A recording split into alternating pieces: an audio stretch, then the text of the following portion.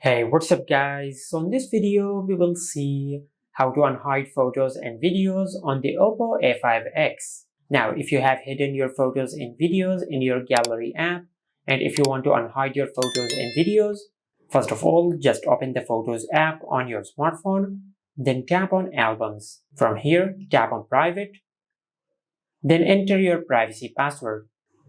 And from here, you will find all the hidden photos and videos on your smartphone. To unhide the photos and videos, just tap on the edit button, and from here just select the photos and videos which you want to unhide. Or you can tap on select all and you will select all the photos and videos which you have hidden. Now the next step is to tap on unlock.